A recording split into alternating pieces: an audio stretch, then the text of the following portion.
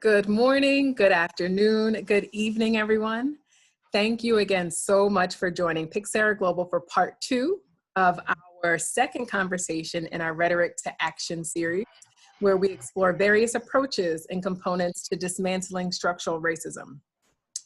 Our first conversation that we had with our esteemed panelists that I will reintroduce shortly, but that you see here on the screen, was so rich, so robust, and so much fun that we had to continue it.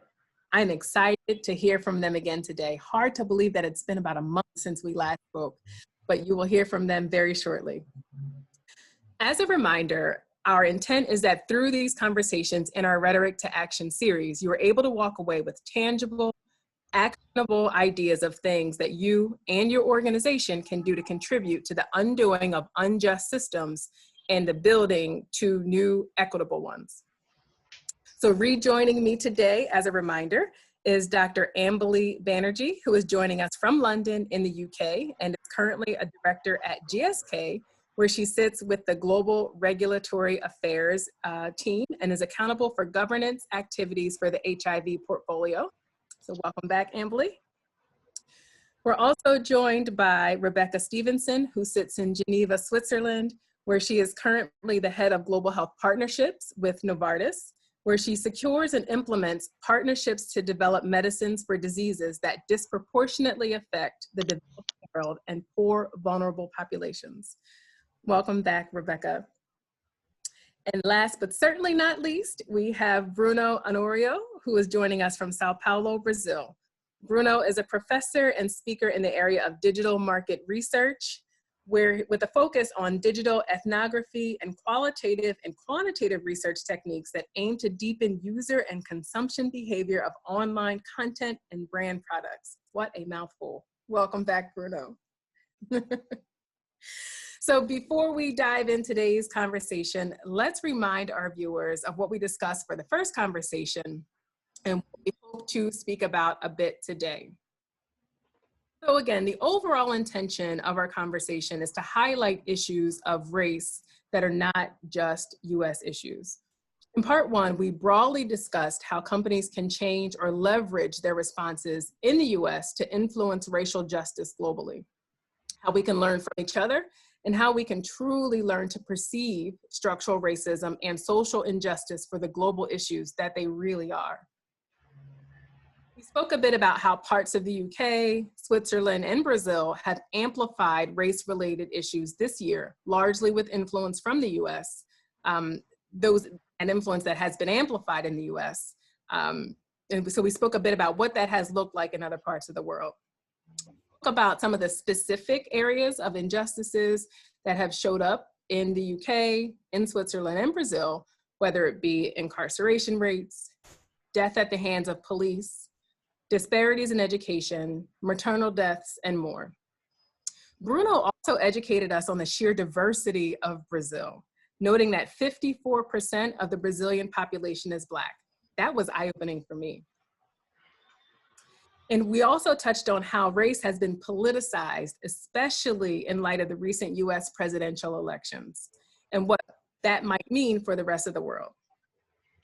So the last bit of level setting that I wanted to revisit here today, in addition to summarizing what we spoke about last time, is also to, before I turn it over to the panelists, is also to revisit the illustration of the issues that we spoke about and really demonstrate how they are interconnected and complex, interdependent. There are several terms that are associated with the issues that we're going to continue to speak about that are often used interchangeably. And so while they're not synonymous, they are closely connected and they share common values. So just wanted to spend a quick moment to remind everyone what we are speaking about and what we hope to accomplish here. So social justice, by definition, is the equal distribution of wealth, opportunities, and privileges within a society. Social injustices are often rooted in trauma and often involve inequities in education, healthcare, economics, and so on. Social justice refers to justice within society at large. Structural racism is a form of racism that is embedded as normal practice within society or an organization, meaning the inequities that result from the racism have become the norm and are easier to overlook. So structural racism refers to both society and organizations. And then last but certainly not least is DE&I, often referred to as spelled out as diversity, equity, and inclusion, is referred to within the context of an organization or business and involves respecting each person's uniqueness, fair and equal treatment of all, and that everyone feels accepted. So DE&I truly is a business imperative. But often the default conversation when we speak about a corporation's role in affecting structural racism and social justice. So wanted to amplify this here and just highlight that we're not speaking just about diversity, equity, and inclusion, but really the intersections between it, structural racism, and social justice, and how corporations truly do have a role to play in affecting each of these buckets toward just societies. So again, I'm going to stop talking. I know you don't want to hear from me. I want to hear from our panelists. So we are going to dive in. Oh, before we dive in, I almost forgot to do a recap of what we are so excited to hear from everyone today. I forgot to do a recap of what it was that our panelists left us with last time.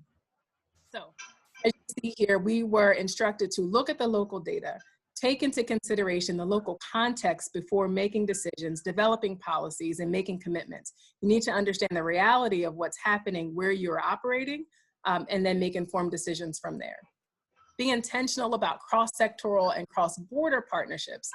I think the sheer nature of this conversation demonstrates that there's so much in common. We're all experiencing so many similarities that you don't need to go it alone. There's so much that we can learn from each other and so much that we can share with each other as we do forward.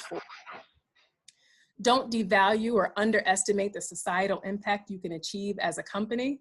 Again, don't default back to the DE&I conversation, but really understand and really take a moment to realize the power that the company has to actually make societal impact. Ensure the voices of the populations of the most affected are part of the process toward finding solutions. I think we all, I know my esteemed panelists here all have experienced and have witnessed that oftentimes decisions are made that affect certain populations and certain communities, and those communities are not part of the conversation toward developing those solutions. So the way to really develop sustainable solutions is to have those people who are most affected at the table. Equip human resources professionals with knowledge on structural racism and strategies to prevent bias. Those who are in positions of decision-making, those who are in positions of really ensuring that there is equitability across the global footprint, across the global organization, really need to be educated from the beginning and not just trained on 1 or 2 DE&I sessions, but really have depth understanding back to that local data of what the realities are in the communities where the company operates. Nurture the talent pipeline, both inside and outside of the company. Invest in education and the future of your workforce. To me, it's a no-brainer. It means really invest in the community. Invest in the places where your organization operates and where you will be drawing your talent from. That is the next wave of leadership for your company. Including diverse voices in decisions is critical. So kind of back to those who are most affected being part of the process, but also be mindful of the balance of power. It's not enough to have diverse voices at the table if you don't address the power dynamics and the baggage that both sides or all sides are bringing to the table. Not much, will be achieved. It will be ceremonious, if anything, to have a beautiful array of diverse faces, but not much will be achieved beyond that. Be a visible, active, and vocal role model in championing anti-racism. And for me, this one links very closely to the next one of leaders don't lead from titles, they lead from where they are. So being a role model, being an active champion is not relegated just for the C-suite, not just relegated for the vice presidents and the senior leadership team, but really is something that can be embodied by anyone at any aspect of the company. Team, did I forget anything? Give me a thumbs up if I got it all. I got so excited to hear from you and I just ran right through. Great. So with that said, let's dive into our conversation for today. And Bruno, I would love to start with you. Since we last spoke, Brazil has celebrated the Brazilian Black Awareness Day, which was Friday, November 20th. So Can you tell us a bit about the day? Tell us a bit about the turn of events and any positives that have or will come from it? So first of all, thank you, Renee. Good afternoon for everyone. I'm really, really excited and happy to be here again. It's a great pleasure to be here with you and Ambily and Rebecca. I'm very happy. So about our Brazilian awareness, Black Awareness Day. It's a really important moment for Black people here in Brazil because we use the day to make some manifestations, to make some statements about our Blackness, about our people. But here in Brazil these years, we don't have a really good day.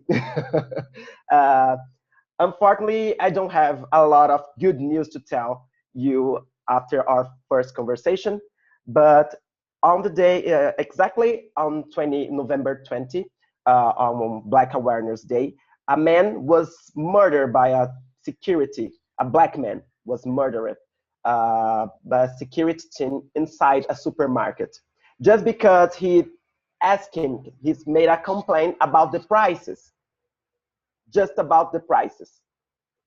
He lost their life because the price of the rice. uh, so after this tragedy received a global process around the world. People talk about it, this thing. But after this tragedy, more two kids was murdered by police when they were just playing on the street. The police was shot these two little kids. So we don't have a lot of positive things, but I bring to you some the only positive things that I find after that about the murder inside a supermarket store. The positive point was the manifestations here in Brazil, in São Paulo and Rio Grande do Sul, Porto Alegre, when we can see white and Black people fighting together inside in these manifestations. And the most important, these people put fire, literally put fire in some stories here in São Paulo. And this never happened here because we only say, oh, Black Lives Matter, oh, Black Lives Matter, but we don't do nothing. In this time, we put fire on the stories. This is not a better thing to do, but it's something, because this showed that Black people here in Brazil was very tired. We are tired. I'm tired. I'm tired to speak all the time, and sometimes I need to do something. So after this tragedy, weeks after, 1 or 2 weeks after this, the responsible supermarket created a racial committee. So with some very important Black people here in Brazil, writers and singers and people from marketing. So, and they create this committee, but until now, after 1 month later, we don't see anything, any change. So, and on this same day of this Black man was murdered, our vice president made this declaration. I read for you. The racism in Brazil doesn't exist. This is an outside thing that people try to bring to Brazil. And our president did not care about. Said nothing. And this kind of behavior reflects directly in the Brazilian companies. As something like, if our president doesn't care, we don't need to do anything either. So unfortunately, the situation here is worse than ever because we don't have a government and neither companies support of companies. And here, the most part of white people that have the power like this kind of situation because nothing changed for them, and this is great, but just for white people. So I'm sorry to start with this in this way, but here in Brazil, we don't have a lot of good news to tell, unfortunately. Thank you, Bruno, for sharing that. And please do not apologize. You are just reflecting back the reality. You're only sharing the facts. So thank you for sharing those facts with us. And I do like the positive view that you did take on it, in that everyone's coming together. So there's Black faces, there's white faces, there's diverse faces, which is similar to what we have seen here in the US, which is quite different from what it's been, previously, is that collectively we're all coming together to say, wait a second, this is not right. We want action. We are going to act. Now, burning things down, that's debatable. I know there's a lot of different viewpoints on on what that should be. But the fact that people are standing up and saying we are tired, and also I do want to acknowledge that notion of fatigue, Black fatigue in particular. That's something that we have been dealing with. I know I too personally have experienced it as well. So thank you, Bruno, for sharing. That this is some tiring stuff. It's heavy. Yeah. It matters. So thank you for sharing that.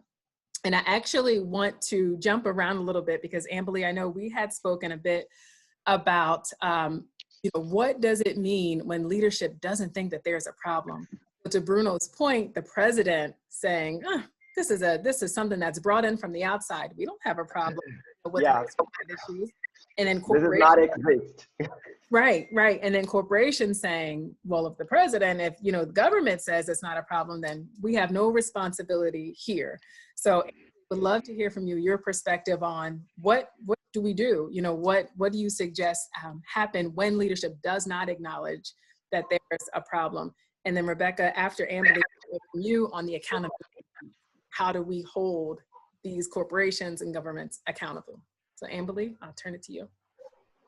Yeah, it's actually really difficult because there's such a shadow cast by the leader. As Bruno said, if the president doesn't care, that is reflected. And essentially, we see that reflected in the UK. We have a prime minister at the moment who has made racist comments towards Black people, towards Muslim women. And therefore, there is a certain expectation being set, certain things like policies that were progressing within the UK regarding ethnicity pay gap have ground to a halt. And we don't know if that's because of the leader's attitude about prioritizing this, right? And that obviously is mirrored in companies. So depending on how the CEO, the C team reflect and talk about things, we see that being reflected in the way the leaders beneath them start acting. And it can be hugely damaging. So in my own company, I've seen the shift in how much this kind of race-related equity discussions have been prioritized as soon as our CEO got behind us. So as part of the employee resource group that I lead, we engaged right with the top of the organization. We went to the CEO earlier this year, before George Floyd's murder, actually, and said to her, we need to prioritize this. And the minute our CEO engaged, we have had a shift in how the leaders are talking about it. We have seen a shift in the pace of which HR are working on it. So that's essentially the lesson, is that if the leaders get behind what needs to be done, it can really accelerate. If they don't, and as we're seeing in the political circles, it can really lead to a stagnation. Do you think it's impossible? Do you think so? If I think about community-driven movements where local governments or federal governments do turn blind eyes to things, but the community rises up and says, no, we're going to burn it down and you're going to pay attention. So I'm not suggesting that anyone inside of a company burns anything down, but do you think that that same kind of societal reflection can be mirrored inside of a company where employee resource groups, employee bases, the community rises up and says, we have a problem? Absolutely, Renay. So the genie is out of the bottle, right? Everybody is talking about this. It's not just happening in one country, it's happening across the globe. So actually, they have to do something about it because society is demanding it. And there is a business imperative, right, for doing this, because we know that innovation the main reason for innovation is diversity of thought. But actually, where does the diversity of thought come from? Diversity of experiences. Where does that come from? From diverse people. The innovation, you actually see that because you have diverse teams. And we know that that's also reflected in a company's performance. Because if they have more innovative ideas, which is fundamental for how a company works, you then end up seeing that in your bottom dollar, which is the most important factor of success for a business, right?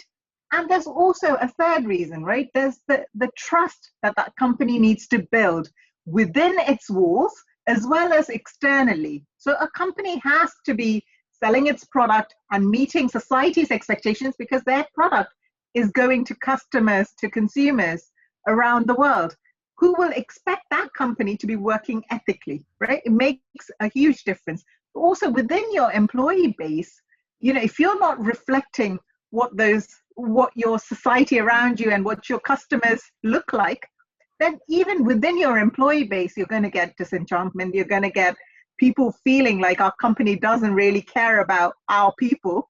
It's going to lead to attrition.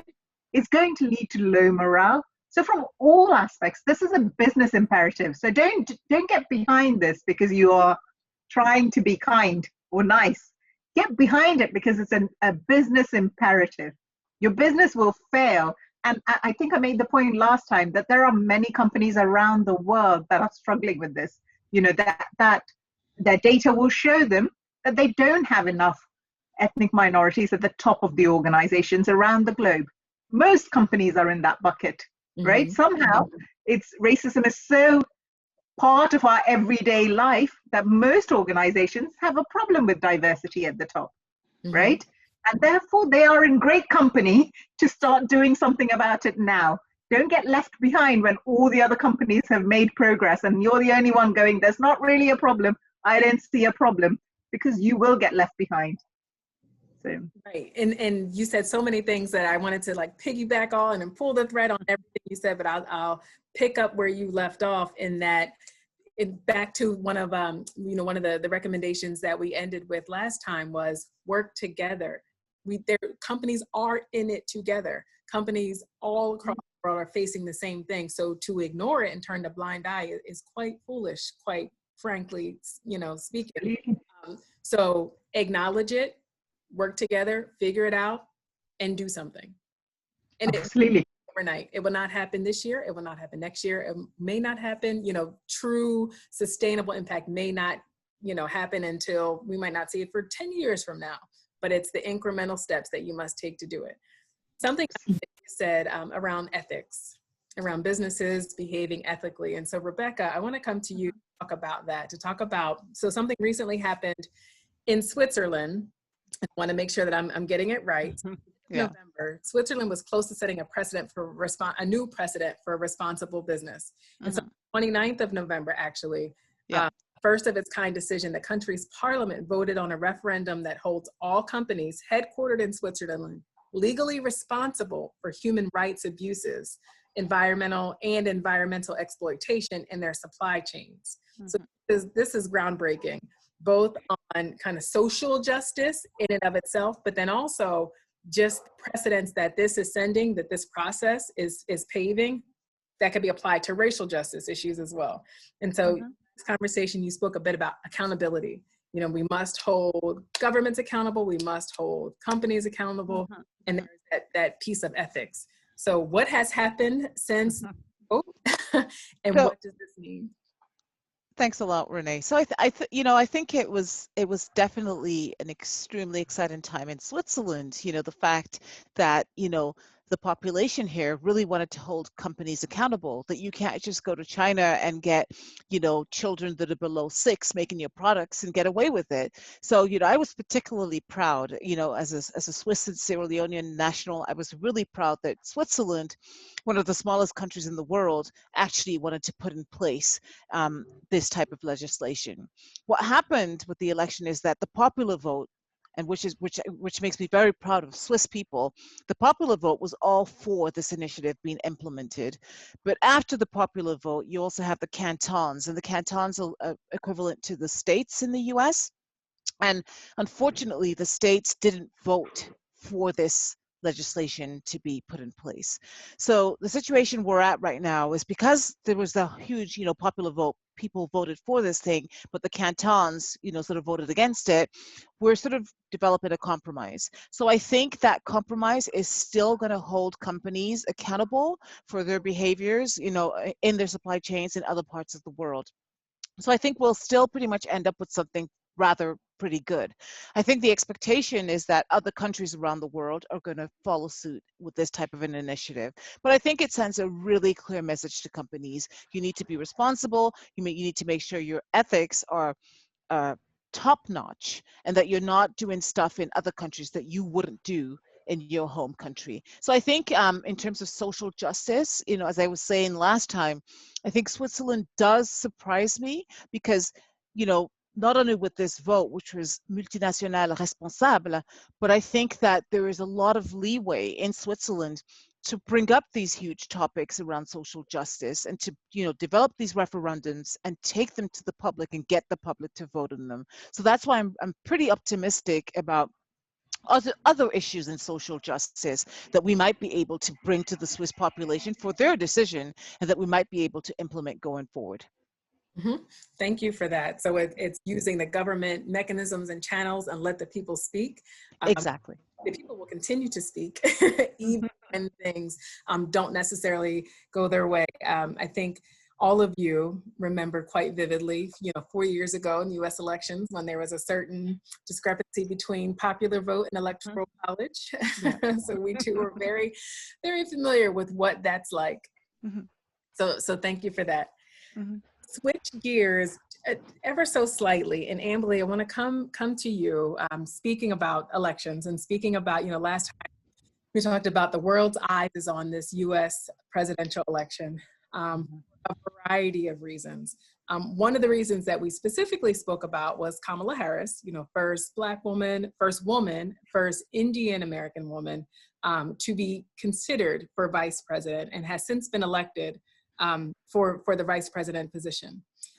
There was another kind of historic first, that also was in tandem with this election that we did not speak about, but has since kind of raised the flag of, wait a second, there's another first here. And that is that the First Lady, the new First Lady elect, I guess you can say she's been elected, in partnership with her husband. She is a doctorate. So she holds a doctorate in education. And so there's been some opinions floating around that the First Lady having a doctorate and wanting to continue to work while her husband is president, that is just kind of unheard of. Why would she do that? She should drop doctor from her name because she's the First Lady. And so she should be honored to be, considered First Lady, and that's good enough. And so while this is not a race issue per se, it is an issue of gender, and that makes it a social justice issue.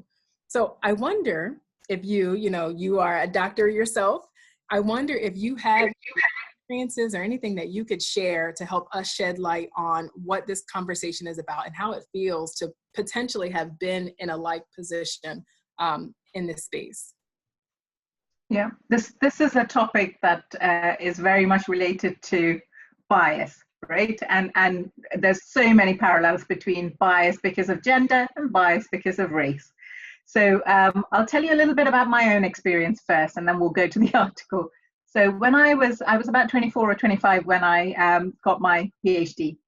And obviously because of cultural upbringing, I was a little bit embarrassed to kind of boast about it, right? So when people said, is it Miss or Ms., I would say doctor, but almost whisper it. And so the reaction generally used to be, are you qualified?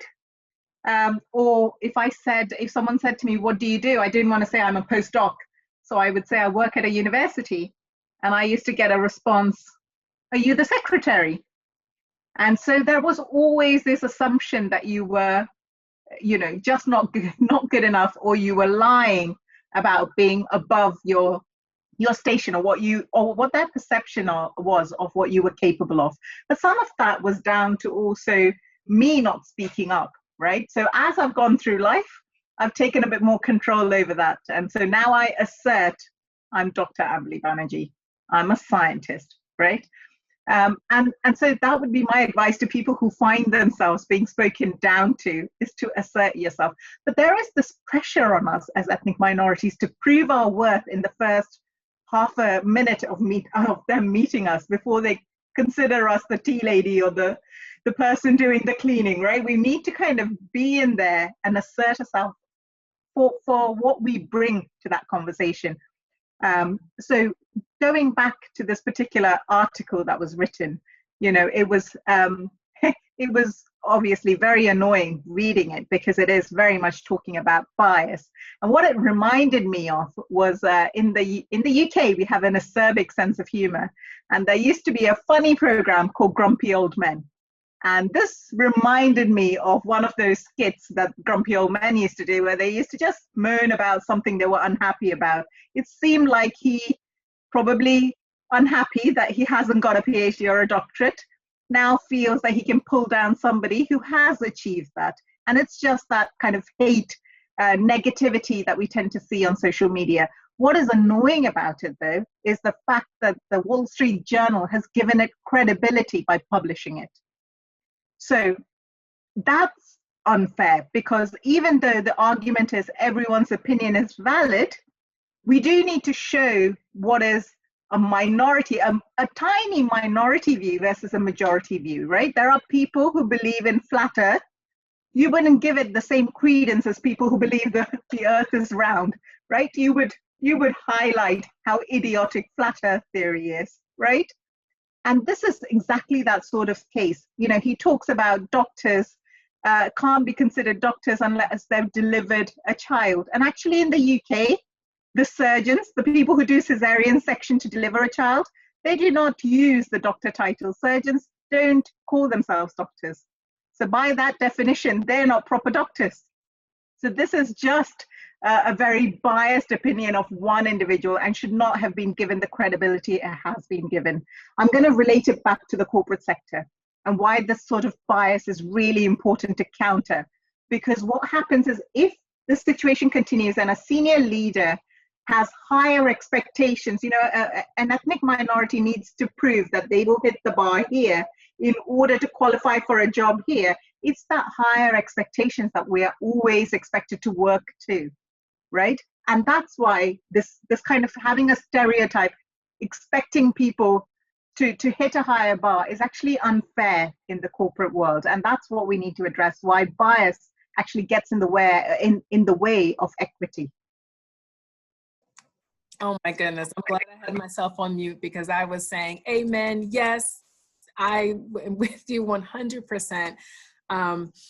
Unfortunately, have had similar experiences. I'm not doctor, do not have, you know, those credentials, but have had to prove myself within the first 30 seconds, within the first minute, within the first hour, within the first month of working in certain spaces, with certain partners and that kind of thing, simply because of how I show up and who, you know, what I look like and what I show up as. As a woman, that's one thing, and then also as a woman of color too. So I thank you for sharing your experience, and thank you for reflecting on that. In fairness, I do want to just give credit to the Wall Street, and I think you mentioned the article was in the Wall Street Journal, so if anyone is interested in looking it up, it is an opinion piece that was published in the Wall Street Journal this week that reflects obviously on Dr. Joe Biden's use of the I guess, honorific doctor when speaking about herself and her credentials. So please do consider that. So thank you for sharing that. Similarly, I don't know, before I jump into the next question, Rebecca or Bruno, anything that you want to kind of respond to or react to what Ambily just said? Because I'm sure that, no. About Ambily words, I just want to show my movement. Yes, amen, yes, go. But I agree with everything, because this happened here a lot here in Brazil with Black people, especially Black women.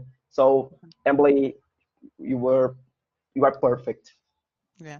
What I wanted to add is you both of you mentioned having to prove yourself within the first 30 seconds, within the first minute, within the first hour. But I actually think you actually constantly have to be proving yourself. I don't think it ever stops, actually. You know, and no matter, you could be in a company for 20 years, but I think that you're still constantly proving yourself, but not only upwards, but also downwards when you have a team. Oh. So, you know, it's interesting that it just doesn't go in one direction. Everybody is holding you at a higher standard than they would their fellow other colleagues. So I think it's just interesting because that sort of creates a perpetual amount of stress, which is ongoing, which can actually lead to mental issues and burnout and stuff like that. So I think you know, one cannot underestimate how much that impact that has on, you know, the mental health of Black and brown women and men. Thank And you. Rebecca, even the sort of mistakes we make, right? Yeah. We're not allowed to make mistakes, because if we make a mistake, it reflects badly on our entire race. Yes. So in my case, as an Indian, if I make a mistake, it's 1.3 billion people that I've let down. Yeah. It's just Everyone. a ridiculous system Standard. to Yeah. use. Yeah. Thank you so much, Rebecca, for sharing that and reminding us and sharing with our viewers who might not have had experience with this, that this is reality, that a lot of us, you know, those who are on the call today feel and experience, and the reality is a lot of your colleagues as well. So the people who you work with every day who may not say this, who may not speak to it, but I'd bet, I'm not a betting woman, but I would bet that they have experienced or felt this, we do daily in some way. And I kind of anecdotally, if any of you have experienced this, but even growing up, I was always taught you have to work twice as hard. You have to work, you have to stay longer, you have to show up earlier, you have to work not 3 times as hard to just be kind of on par, considered on par with your peers. And then when you think about it, you're actually kind of leaps and bounds above your peers, but that is considered good enough or as good as. And so that's a real thing. And I'm so glad you also hit on the mental health aspect as well. Yes. So kind of similar, I think that's a nice segue into a similar conversation or similar perspective. Ambily and Rebecca, specific to you, as you know, we likely have a lot of our multinational corporate partners joining us on the call today. Of which who sit in the US and might have global responsibilities either through their HR function, through their programmatic social responsibility functions, through foundation functions, what have you, but have a lot of purview and responsibility to global offices and global activities. And again, that could be facilitating programs, that could be hiring, that could be a plethora of things that they're responsible for. So what suggestions or considerations or advice or even questions, you know, would you pose to this audience, to this group to consider as they reflect on their role, the decisions that they're making and the work that they're doing, you know, in their offices that do have that far-reaching impact? And I want to kind of pull that employee thread a bit. We talked a bit about some of the hiring previously, so I'd like to turn that over to you. Rebecca, do you want to go first? Yeah. So you know, I specifically, you know, mentioned just earlier, just in the case of Switzerland, you know, we do not have, for example, affirmative action. When someone sends a CV to a potential employer for a job, they need to basically put in their photograph, state their name, their date of birth, their gender, everything. So I think that this sort of leads to situations where people are discriminated off the bat before even having an interview. And I think some of the things that, you know, should be considered, especially in the case of Switzerland, is maybe just having practices where you sort of have blind recruitment, where you judge somebody basically on their skills, their qualifications, and their experience, but not necessarily in some of the other issues which are very open to bias. So that would be a case that I would specifically share for Switzerland, which I think is a little bit behind in terms of just maintaining that objectivity when hiring people, just to ensure that it's a fairer process than it is today. Thanks, Rebecca. So From a company like ours, a multinational organization, one of the things I hear is, we just don't have the diversity when we apply for or advertise roles. We just don't get black and brown people applying for these jobs. We don't have them even part of our application process. And I always say, look at the root cause. Why is that? That's because of the societal injustices that exist, right? We tend to go, because we're a blue chip company, we want to hire from the best universities, the top universities, which generally doesn't have that many black and brown people within its population. Therefore, they need to look more widely. So how can they support, and that means actually feeding the pipeline, not just starting by looking at what their company hiring processes are, but actually supporting local schools, supporting universities where these individuals might be studying, providing them access. I mean, GSK does a great mentoring program with local universities where GSK employees act as mentors for some of these kids that have never had anybody in their family who's gone on to universities. They just have no idea of corporate life. So that's where a company can actually look at the root causes behind some of the things that they are supporting.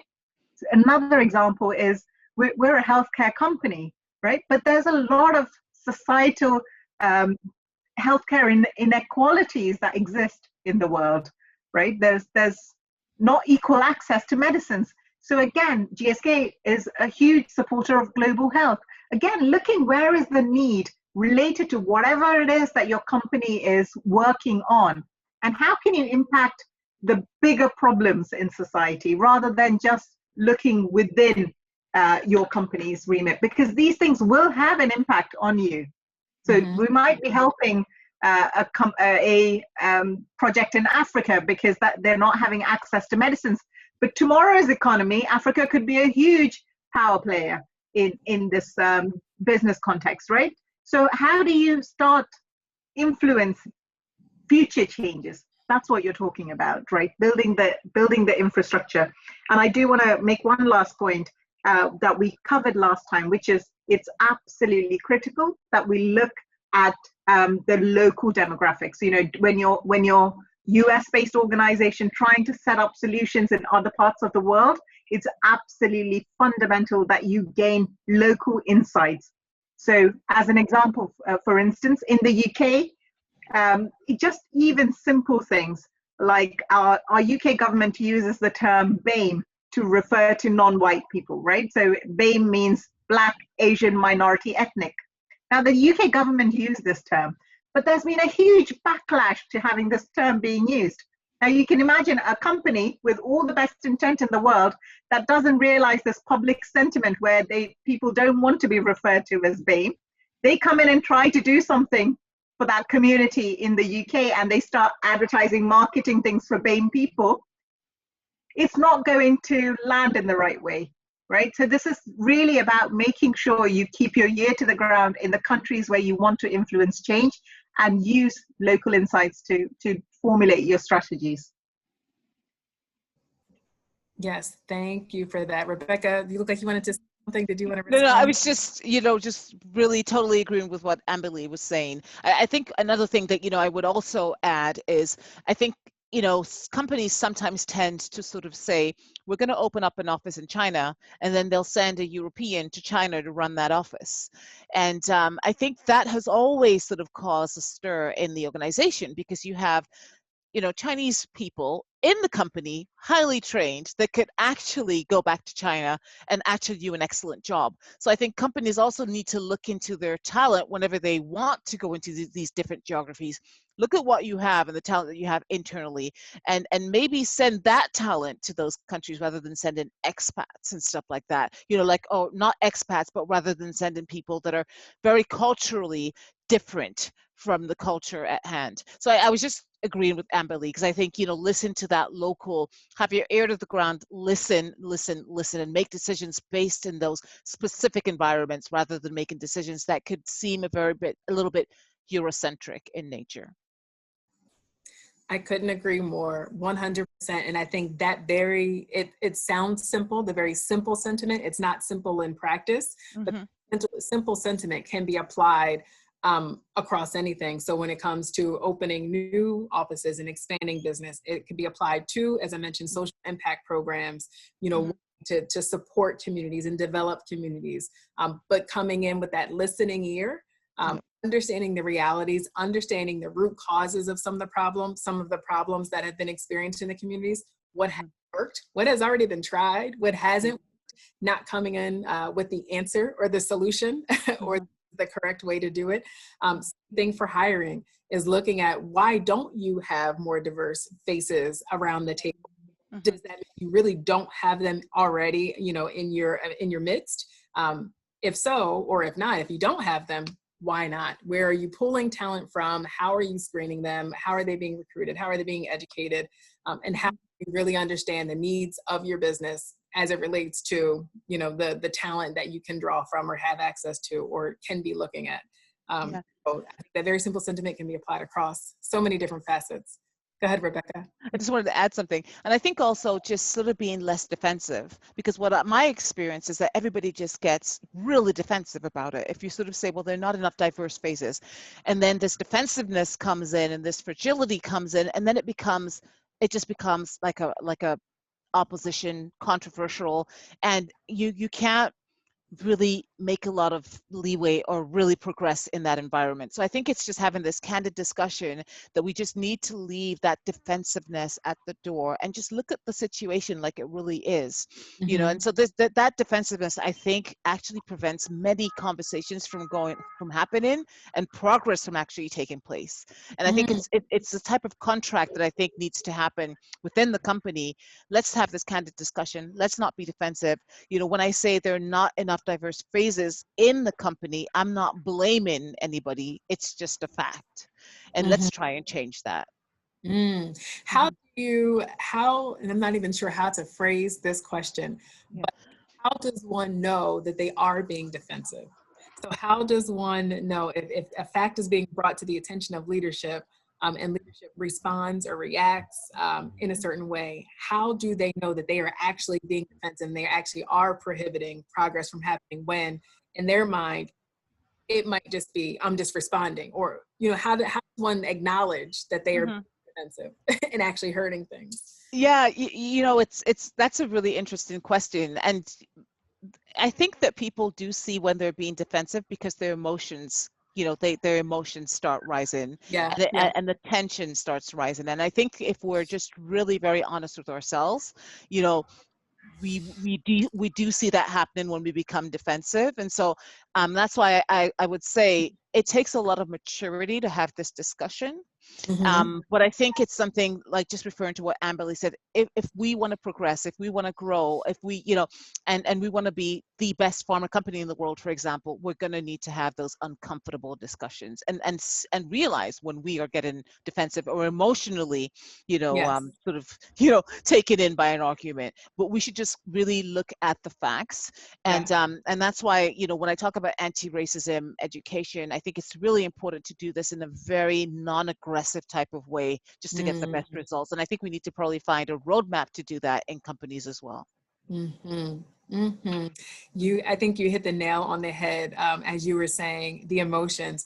I immediately thought feelings. You physically feel something. When your defense mechanisms, when that system is activated, you feel shoulders might get tense, you might get a pit in your stomach, you might start to ache. So it's paying attention to your body and not keep here. Oftentimes we intellectualize these issues and we intellectualize things of race and justice and that kind of thing, and we keep it all up here when your body is sending you a tremendous amount of signals and indicators that you know might say otherwise. So it's, how do you pay attention to what your body is saying and yourself to be vulnerable for some distance of vulnerability, to acknowledge, you know, so thank you for highlighting that. Renay, just a quick couple of points. I mean, there is defensiveness where sometimes it can manifest as just inaction, right? Which is great. Oh, there's just a lack of action. So they might not say anything to you, but you can tell by the fact that nothing is happening. Now, there is also, with the amount of attention ethnicity has had, I've also seen that there are in some quarters some discomfort because people feel like white men are now being put to the back of some hypothetical queue. And I've started to hear that kind of sentiment bubble up as well. You can see Rebecca's nodding along. And actually, to counter that, what I tend to do is I mean, this is not a hidden issue, right? There are reports after studies after studies proving that this is a real thing. One of the latest reports that I've been sending to people who say to me, well, this is not really an issue though, is it?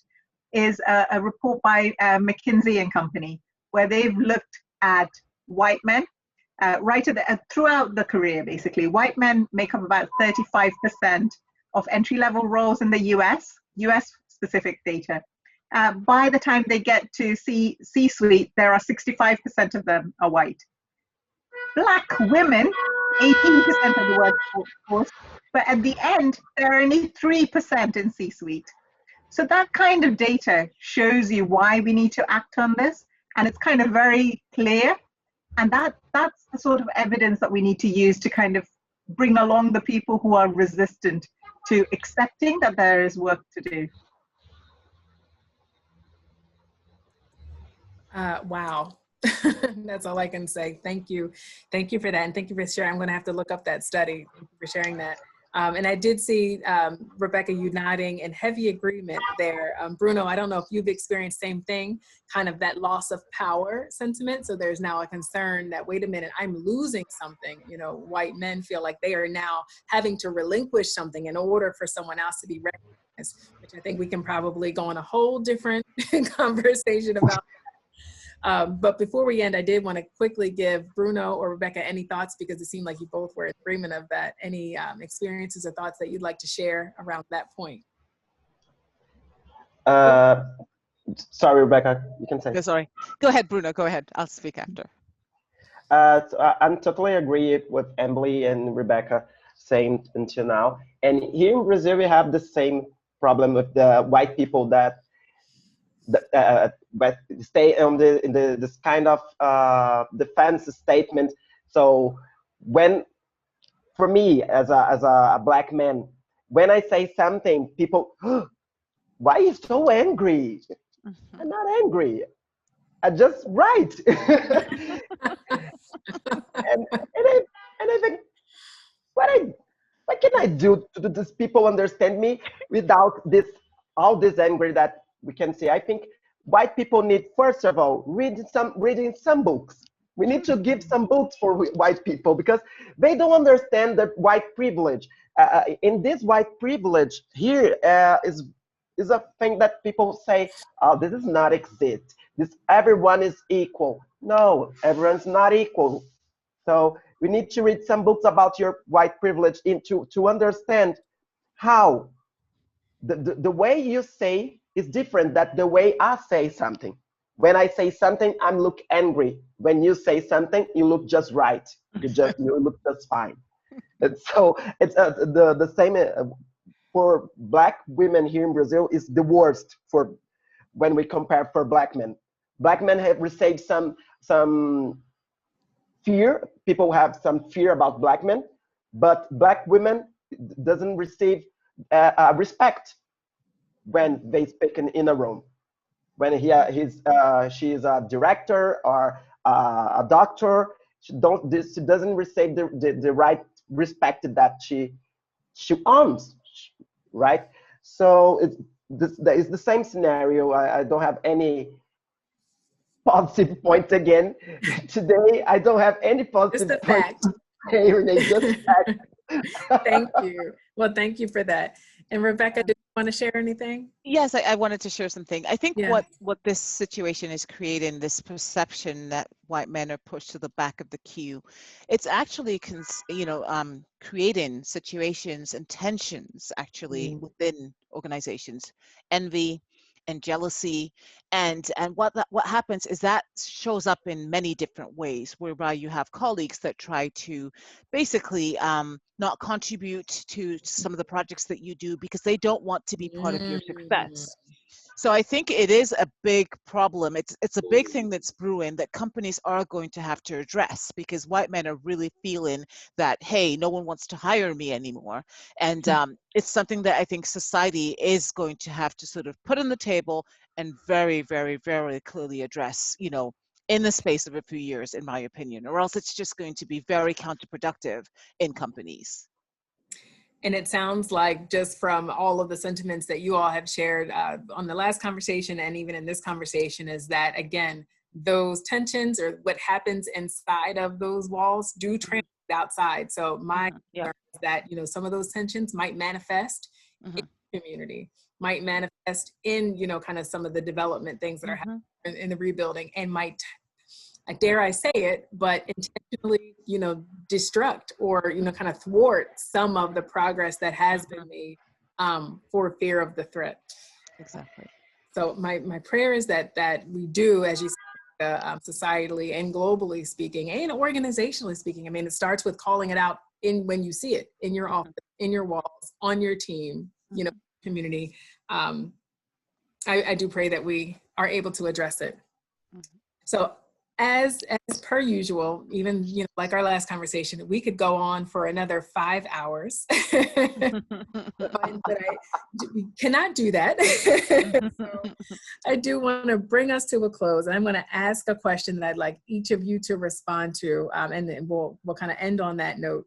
And that is, what are your top recommendations for your peers, your colleagues? So not designated leadership, not the chiefs, not the VPs, not the senior VPs, not HR, not diversity and inclusion, but your peers and your colleagues, those that you work with on your team, those who, you know, you work with across border, anyone who actually can lead from where they are. What's your recommendation to them toward contributing toward systemic change? And I'll leave it to you. I know it's a big one to discuss, so you can go first. So for me, I think the most important thing is get to know the other person and put yourself in their shoes. Get to know the other person. We're human beings. And, you know, it's that simple in my mind. I think a lot of the fear stems from stereotypes, judgments about people that look different. And when you get to know human beings, you actually begin to see that they're very much like you. They want, you know, they want to have food on the table. They want to have a roof over their head. They want their children to do well in school. They maybe want to have a dog or a cat, and they want to maybe have a nice car. And at the end of the day, that is what humanity is all about. I went to school, and I went to an international school, and in the beginning, you know, I was very much bullied in this international school. And later on, you know, towards graduation, I formed a family with a lot of people in that school, people that I talk to today. And a lot of my friends, you know, live in either Pakistan or Iran, Iraq, you know, Turkmenistan, Russia, Japan. And whenever we sort of connect, you know, what I see is not that they look different or that they're in a different culture. What I see is the human being. So, you know, my wish is if we could all be like that, get to know the other and just see what really drives us, as we're all human beings. I think that's when we start getting to that place where we should be at already, but we're taking some time to get there. But that is what humanity needs to get to, from my perspective. Thank you. At the foundation, get to know the other. Yeah. Thank you. Perfect. That's beautiful, Rebecca. I love get to know the other. Mine is simple as well. We all have a part to play. You know, we don't need a degree or a PhD in inclusion and diversity. Right. It is as simple as, what can you do in your sphere of control? You know, whether it's at work or in your social circles. If it's at work, there's a whole host of things you can do about small actions to help someone who's different than you know, mentor them. Look at what programs that your company is running for community projects. You know, you can take small personal actions to educate yourself, join an employee resource group, and mix with people who are not like you. So there are provisions in the corporate world, in the work setting, but absolutely, to Rebecca's point, you don't need to wait for that. You know, just be curious, because the more you get to know somebody, really, we all had the same essential concerns Yeah. Be and want to curious. live in a fair society, right? At the end of the day, that's all we're asking for, a fair society. Yeah. That's it. Thank you. Bruno? So for me, the most important thing is in the world is information for me, and the knowledge, this information, the way we can learn something about something. As I always say in class, the important thing is not to know everything about a single people or a single thing, but the most important is know a little, just a little, about a lot of things and about a lot of people. So when you know more people and the different people, you have more knowledge, you have more information. And the second thing, and once again, we're back in the story, people need to read more books. Seriously. Yes. The most important weapon that we have are the books, the history. People need to know more about the history, the real history, not the right history, the total history. So, and then I talk about again the white privilege, because when we start this thing about know more about all the people, we need to know about white privilege.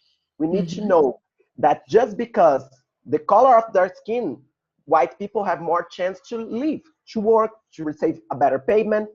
And when these white people understand their privilege and their guilt with all this thing that happened with us, maybe they start to think that we don't want their place. We just want a place side by them. Yeah. Yeah. Yes. Oh my gosh, that was so eloquently and beautifully stated.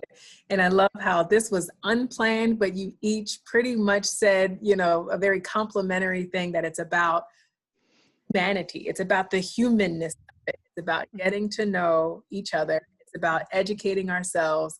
It's about fairness. It's about the history. I cannot do it any greater justice than what you just said. Thank you for sharing that. In Portuguese, this is more beautiful than my English. Sorry. No. You said it perfectly. And I think the only thing, Bruno, that what you just said has left me with is learning is two-way. It's a two-way street. You know, we too, as a woman of color, I too need to learn, you know, about privilege and about the guilt and about the history and about so many other things. So it's a two-way street. So I leave you with the think boldly, move faster, do more. Not much else to be said beyond that. I just encourage us all here on the panel today. I encourage everyone who's listening to kind of take these concepts, take our conversation to heart, reflect on what we shared, and really kind of dive into something that resonated with you and figure out what it means for you. Not everything we spoke about is applicable to every person. I would venture to believe that at least one thing that we spoke about did resonate with someone in a unique way. So I implore you not to ignore that, and to really unpack what that is. So of course, happy to continue the conversation. If anyone listening today has any questions, ideas, want to work together, want to continue to explore what all of this means and how you, in each of your roles within your community and or your company, can work together to dismantle some of these terrible structures that we have in place. Here's my contact information. Would love to learn from you and work with you on how to do that. So to Bruno, to Rebecca, to Ambily, thank you yet again for spending some time with me. Thank you, Renay. Much needed conversation. Thanks, And I Renay. wasn't kidding when I said we could probably go on for hours. If we were all together, we would be there with our glass of wine or tea or coffee, just laughing the night away.